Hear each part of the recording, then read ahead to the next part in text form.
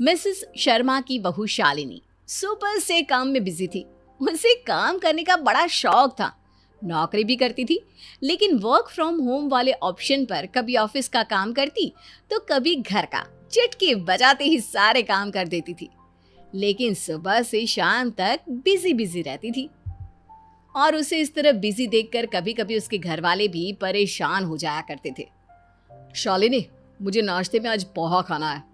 अभी बना देती हूँ, चिंता क्यों करते हैं, बस 2 मिनट रुक जाइए। डाइनिंग टेबल पर। अरे बहू, तुमने मेरे लिए दलिया क्यों बनाया?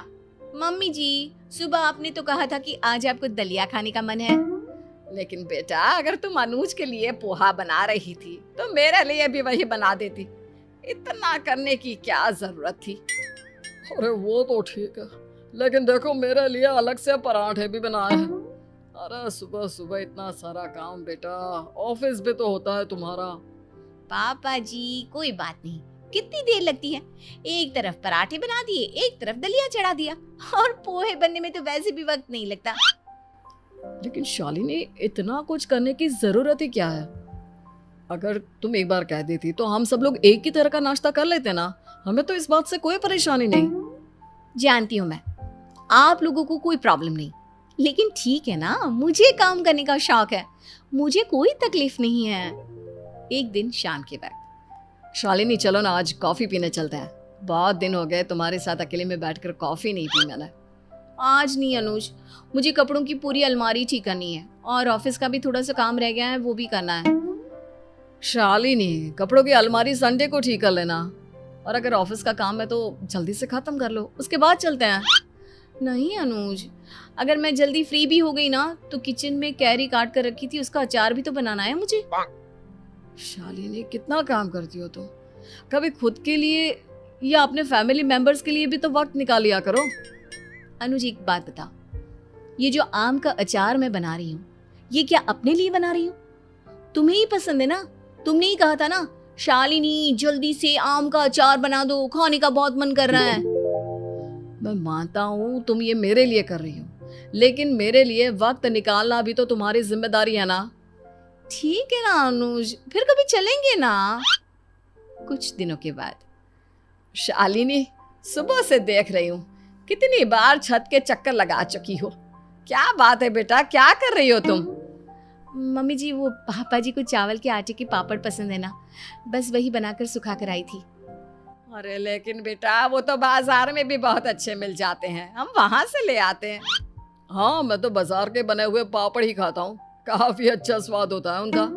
नहीं पापा जी, आपकी उम्र में अब ये बाजार की बनी हुई चीजें खाना ठीक नहीं, मैंने बना दी है ना। लेकिन बेटा, कम से कम 20 बार सीढ़ियां उतर चढ़ चुकी हो, कभी तुम थक भी जाओगी बेटा ऐसा करते करते। कोई बात नहीं, पापा जी के लिए इतना तो कर ही सकती हूँ ना मैं। अच्छा ठीक है बेटा, एक काम करो, थोड़ी देर यहाँ आकर बैठो। चलो, आज मैं तुम्हारे लिए चाय बना देती हूँ। मम्मी जी, चाय पीनी है तो मैं बना देती हूँ, अगर आपका मन कर रहा है। अरे नहीं बेटा, मेरा चाय पीने का मन नहीं हो रहा, लेकिन तुम थक गई होगी इसलिए पूछ रही हूँ। अरे थोड़ी देर हमारे पास बैठकर बातें भी तो करो। मम्मी, मेरी ना अभी एक ऑफिस की बहुत जरूरी मीटिंग है, मैंने ही ऑफिस वालों को बोल कर रखा था कि इस वक्त मीटिंग कर देना, तो मैं आपसे ना फिर कभी बातें करने के लिए बैठूंगी, और फिर मीटिंग के बाद मुझे छत से पापड़ भी तो उठाकर लाने हैं ना। चलती हूँ मैं। शालिनी के जाने के बाद। तुम्हें नहीं लगता कि हमारी बहू कुछ ज्यादा ही काम करती है? अरे सारे घरों में तो ये परेशानी होती है कि बहू काम नहीं करती और सास परेशान रहती है, लेकिन हमारे घर में तो उल्टा ही है। शालिनी को इतना ज्यादा काम करते देखकर कभी कभी तो मैं परेशान हो जाती हूँ। तभी अनुज वहां पर आता है। मम्मी, शालिनी काम में इस कदर डूब गई है कि वो अपने घर वालों को भी वक्त नहीं देती। आपको नहीं लगता हमें इसका कुछ करना चाहिए? अरे लेकिन बेटा, हम क्या कर सकते हैं? मैं तो कई बार उससे कहती हूँ थोड़ा कम काम किया कर, इधर उधर घूमने फिरने जाया कर, लेकिन समझती ही नहीं। कोई बात नहीं मम्मी, मैं कुछ सोचता हूँ, कुछ तो करना पड़ेगा, वरना मेरी बीवी एक दिन मशीन बन जाएगी। हमारे लिए तो वक्त ही नहीं होगा उसके पास। कुछ दिनों के बाद। शालिनी, जानती हो, हमारी कॉलोनी के सब लोग ना पिकनिक पर जा रहे हैं। मम्मी जी पापा जी ने भी अपना नाम लिखवा दिया है, हम भी पूरी फैमिली के साथ पिकनिक पर जाएंगे। तुम्हारे कहने का क्या मतलब है? कॉलोनी के सब लोग अपनी फैमिली के साथ पिकनिक पर जा रहे हैं? हाँ शालिनी, अच्छा है ना, सबको एक दूसरे के साथ टाइम स्पेंड करने का मौका मिलेगा। देखो मैंने तो छुट्टी भी ले ली है, तुम भी अपनी ऑफिस से छुट्टी ले लो। ठीक है अनुज, मैं आज ही मैसेज कर देती हूँ पिकनिक वाले दिन। अनुज, शालिनी बेटा तैयार तो हो ना, सब लोग निकलने वाले हैं। मम्मी बस मैं 2 मिनट में तैयार होकर आता हूँ। अनुज बेटा, शालिनी कहाँ है? उसे भी कहो जल्दी से तैयार होकर आ जाए, गुप्ता जी कई बार मैसेज कर चुके हैं। पापा शालिनी तो कहीं नजर नहीं आ रही, पता नहीं, अभी थोड़ी देर पहले तो यहीं कमरे में थी।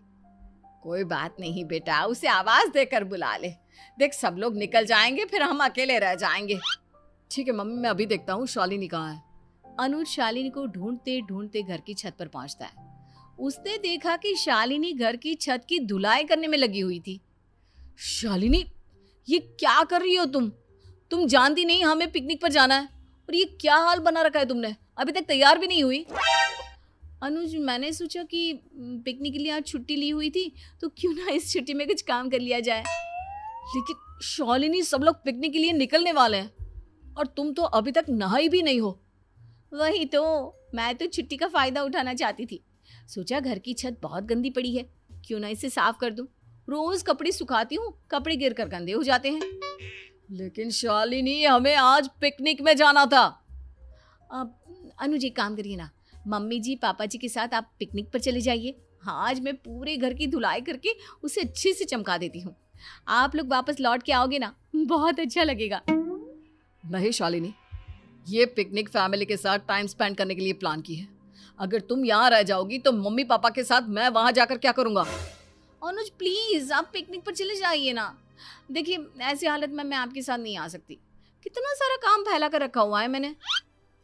ठीक है, अब मैं क्या कर सकता हूँ, जानता हूँ तुम मेरी बात तो सुनने वाली हो नहीं। कुछ दिनों के बाद। क्या हुआ अनुज बेटा, इतने उदास क्यों लग रहे हो? क्या बताऊं पापा, शालिनी सारा दिन मशीन की तरह काम करती है। अगर 1 मिनट भी उससे कोई बात करने की कोशिश करे तो सुनती ही नहीं। हाँ बेटा, वो तो मैं भी देख रही हूँ। उस दिन पिकनिक पर भी वो हमारे साथ गई नहीं। लगता है जैसे उसके सर पर काम करने का भूत सवार है। देखो अनुज बेटा, शालिनी इस तरह तुम्हारी बात नहीं समझने वाली, तुम्हें कुछ करना पड़ेगा। लेकिन क्या पापा, क्या करना पड़ेगा मुझे? एक काम करो बेटा, कल जब शालिनी तुम्हारे लिए ब्रेकफास्ट बनाए ना, तो तुम लैपटॉप लेकर बैठ जाना और ब्रेकफास्ट बिना किए ही ऑफिस के लिए निकल जाना। और जब रात को आओ तो डिनर भी मत करना, मेरा मतलब बाहर से कुछ खाकर आ जाना। लेकिन काम का बहाना करके, अपने बिजी होने का बहाना करके शालिनी को पूरी तरह इग्नोर करते रहना। लेकिन पापा, उससे क्या होगा? वो तो खुश होगी ना कि मैं भी बिजी हो जाऊंगा, वो भी बिजी, उसे तो और ज्यादा वक्त मिल जाएगा। अरे नहीं बेटा, तेरे पापा जी ठीक कह रहे हैं। अब तक शालिनी को इस बात का एहसास ही नहीं कि जब उसके साथ वाला कोई इंसान बिजी हो जाता है तो कैसा महसूस होता है। बस 3-4 दिन तुम ये नाटक करो, फिर देखो शालिनी को अपनी गलती का एहसास हो जाएगा। और देखो, उसे अच्छी तरह इग्नोर करना मेरा मतलब इग्नोर करने का नाटक करना। अगले दिन सुबह। अरे अनुज, सारा नाश्ता टेबल पर रखा हुआ है, आपने कुछ खाया क्यों नहीं? और ये लैपटॉप साइड में रखो, पहले कुछ खा लो। सॉरी शालिनी, मेरे पास टाइम नहीं है, बहुत काम है। लेकिन अनुज, भूखे ऑफिस जाना ठीक नहीं है, काम बाद में कर लेना। नहीं शालिनी, फिर कभी, अभी मैं चलता हूँ। शाम के वक्त। अनुज, आपने डिनर भी नहीं किया और अब भी लैपटॉप लेकर बैठे हैं, आखिर बात क्या है? कहा ना शालिनी, एक नया प्रोजेक्ट आया है, उस पर काम कर रहा हूँ, वक्त नहीं है मेरे पास। अगले दिन। अनुज, पता नहीं क्यों आज सुबह से पेट में बहुत दर्द हो रहा है। शालिनी, मुझे एक बहुत ज़रूरी काम याद आ गया है, मैं चलता हूँ, आज मुझे जल्दी ऑफिस भी जाना है। अनुज, मैं आपसे कुछ कह रही हूँ, मेरे पेट में दर्द हो रहा है। मैंने सुन लिया यार, लेकिन अभी मेरे पास बहुत काम है, मैं तुम्हारे लिए कुछ नहीं कर सकता, सॉरी, मुझे जाना होगा। अनुज का ऐसा बिहेवियर देखकर शालिनी दुखी हो जाती है और अपनी सास के पास जाती है। मम्मी जी, अनुज को पता नहीं क्या हुआ है, मेरी कोई बात ही नहीं सुनते। इतना अच्छा खाना बनाती हूँ, खाते ही नहीं।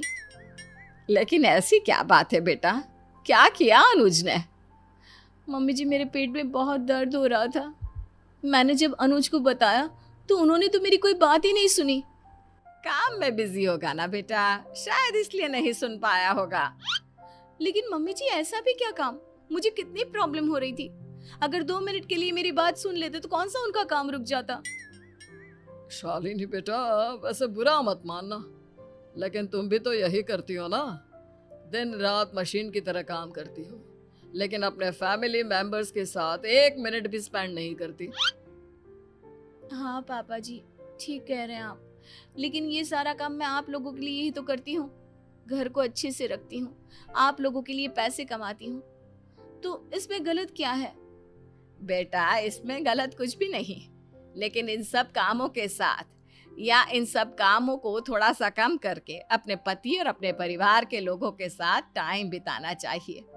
और चिंता मत करो, अनुज तुम्हें बस इसी बात का एहसास दिलाने के लिए नाटक कर रहा था। मम्मी बिल्कुल ठीक कह रही है शालिनी, माना कि तुम जो भी करती हो हमारे लिए, अपने परिवार के लिए करती हो, लेकिन काम के साथ साथ अपने परिवार के लिए वक्त निकालना भी बेहद जरूरी है, और वो तुम बिल्कुल नहीं करती। अब मेरी समझ में आ चुका है, आगे से आप लोगों को शिकायत का कोई मौका नहीं मिलेगा। 2 मिनट, मैं अभी दूध गर्म करके आती हूँ। अरे, फिर से काम? और परिवार के सब लोग अनुज की ये बात सुनकर हंसने लगते हैं।